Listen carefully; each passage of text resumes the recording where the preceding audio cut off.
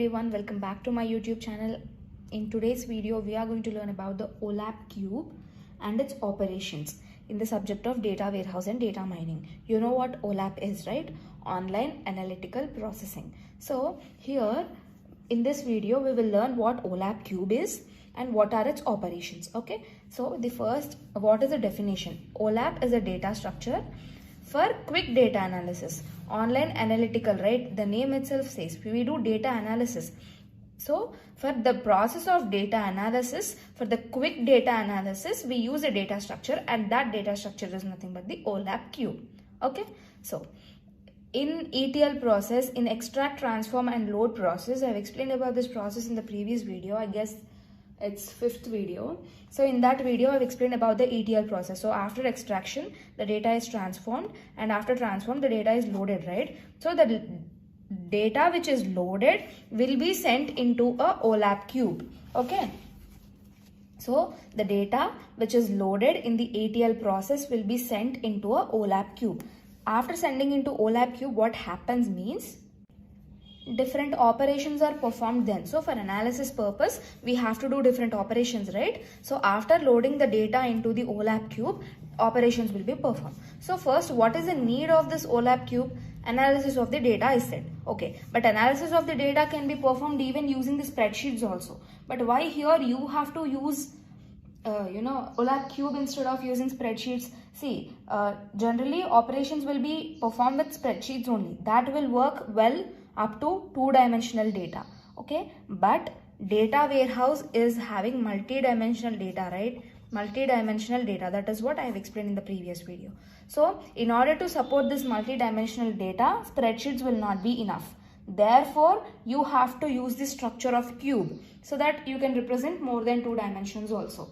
Okay, on cube, using the cube, you can represent 3 dimensions, right? So OLAP cube is also called as hypercube. It is used for quick data analysis, and in the ETL process, the last step, the data is loaded into the OLAP cube, and after loading we perform operations here. And why do we need OLAP cube? Means in order to support for multi-dimensional data. Spreadsheets will work well only up to 2-dimensional data. Done. So now as I said, we have 4 operations, right? So let us see what are the 4 operations we have. Number 1 is roll-up operation. It is also called as drill-up. Roll-up or drill-up. See, here it uses the concept of hierarchy. In roll-up operation, we will be using the concept of hierarchy. For example, you have address, right? Address of your house. So in the address section, what else you'll include? You'll have your house number, your street number, your street name, your area name, nearest landmark. You'll include so many things in the address, right? All these things together will make up the address section, right? So it uses the concept of hierarchy, and here we have high data abstraction. Okay, data abstraction is very high here. For example, see, we have a company. So in order to form the data related to this company, suppose let us consider a situation where you know the sales information, the profit information and the salary information of a particular company separately. You know what is the sales separately, you know what profit is separately, and you know what is the salary separately. You don't know the entire information regarding the company. So in order to get the entire information regarding the company, what you have to do, you have to combine all these things, right? You have to drill up, you have to roll up.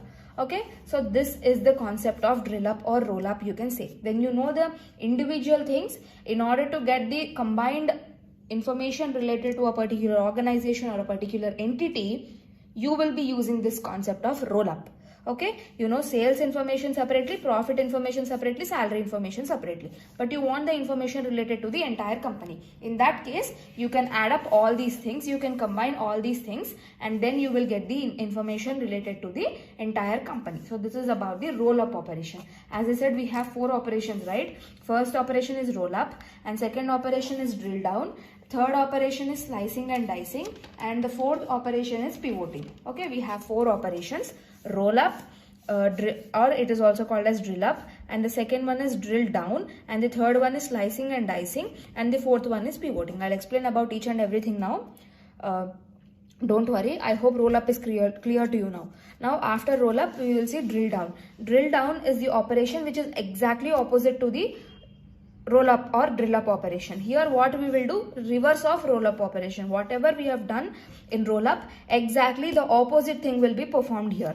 Data is drilled up there, right? So here we will be drilling the data down, and there, as I said, we will have high data abstraction, but here we'll have low data abstraction. So I'll tell you the example for this also. Suppose you are having yearly information. You are having the information about the sales, let us take sales of a particular company, okay, and the sales information which you are having with is related to one complete year, okay, one complete year information you are having. So if you want information of an individual month, then you will be drilling down the data. You will be performing the reverse operation of roll up. In roll up, what you'll do, you'll combine all these months data to get the year's data, right? But here what you are doing, you are dividing this year data into months. Okay, when you know the entire information related to the complete year and you want the information of individual months, then you will go with this drill down operation. Okay, so this is about the drill down operation. Done. So after drill down, as I said, we have slicing and dicing and pivoting remaining. So let's see them now. So if you look at the concept of slicing and dicing, this is the third technique. Selection technique. Slicing is a selection technique. See, slicing is different and dicing is different. Okay, we follow two different procedures in slicing and dicing. Okay, now let's see what slicing is, and then later we will learn about the dicing. So slicing is one of the selection techniques. So what you'll be selected, the required information, that is any one of the dimension which you want will be selected. Okay, you understood what OLAP cube is, right? So in OLAP cube, slicing and dicing is one of the operation, and it is a selection technique. The data cube is sliced and information is divided and a new cube is formed. So from this cube, we will be deriving a new cube. Okay, so this is about the slicing. That means you will select any one of the dimension and you will be representing that dimension. Okay, so let us suppose here you are having L1, L2, L3. Let L be the location, okay? And Q1, Q2, Q3, Q4 you are having. Let us take Q1, Q2, Q3 and Q4 as quarters. Okay, then you have I1, I2, I3 and I4. Let us take them as items. So location, quarters and items. Okay, now if you want to just consider the information about Q1 and the locations, then you will be representing in this way: L1, L2, L3, I1, I2, I3, I4 in Q1. So with respect to Q1, what are the locations and what is the item information? So with respect to Q1, that means you are representing Q1 individually here. Only one dimension Q1 you are representing individually here. So if you want to represent Q2, you will represent Q2 individually. So here you are using. So you will take any one of the dimension from all the dimensions and you will be representing that individually. So that is the concept of slicing. Okay, now let's see what happens in dicing. See, dicing is also very similar to slicing.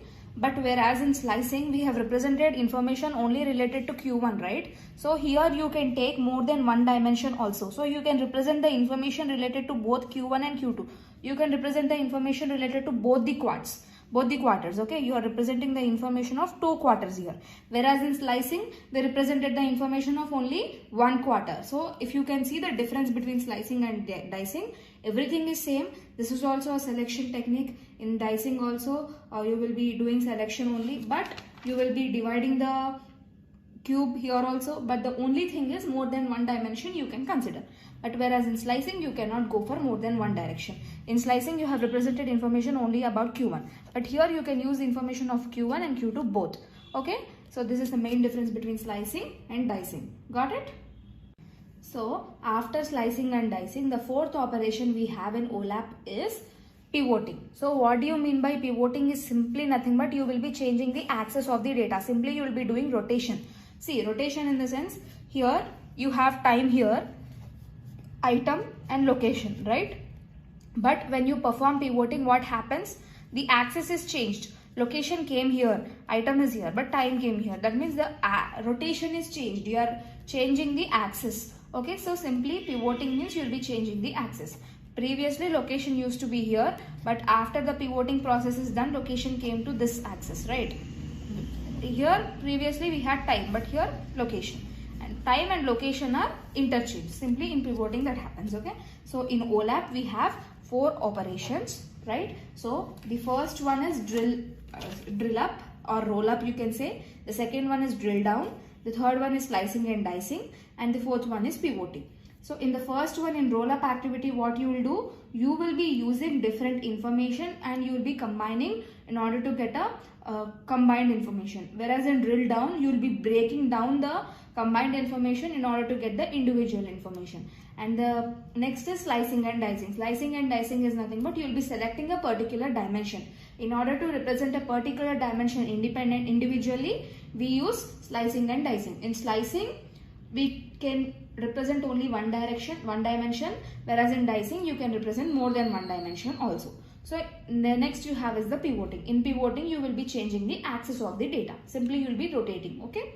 So this is all about the OLAP cube and the OLAP cube operations, right? So that's it for this video. If you have understood clearly whatever I've explained in this video, hit the like button and also share it with your friends so that it will be useful for them. If you have not yet subscribed to my channel, do subscribe and also hit the bell icon so that you can receive the notifications whenever I post a video. And thank you for watching my videos. If you are still having any doubts, let me know in the comment section. If you are having any video recommendations for me, like if you want me to make any other subjects or any other topics, let me know that in the comment section. I'll do it for sure. And let's meet up soon in the next coming video, and thank you for watching my video.